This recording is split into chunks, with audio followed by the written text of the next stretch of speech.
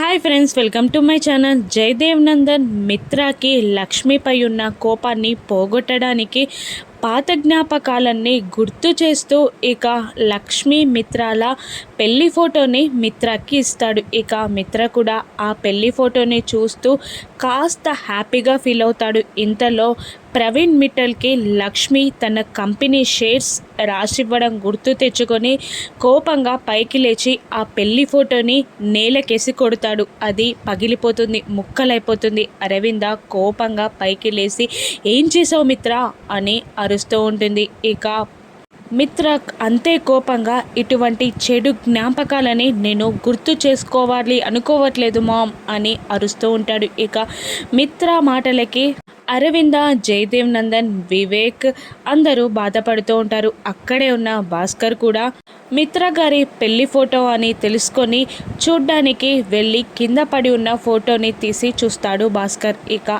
ఆ పెళ్లి ఫోటోని చూసిన భాస్కర్ షాక్ అవుతూ ఉంటాడు.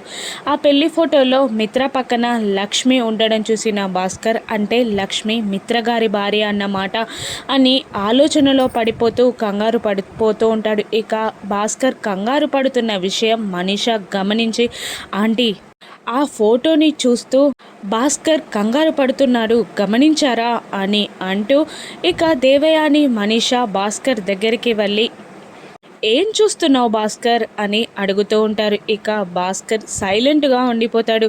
ఆ ఫోటోలో ఉన్న ఆవిడ నీకు తెలుసా భాస్కర్ అని మనీషా అడుగుతూ ఉండగా ఇక కంగారు పడుతూ భాస్కర్ అది అది అని అంటూ ఉంటాడు. ఇక భాస్కర్ నిజం చెప్పేస్తాడా?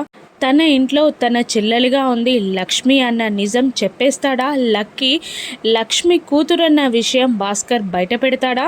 రానున్న ఎపిసోడ్స్లో చూద్దాం. Thank you for watching.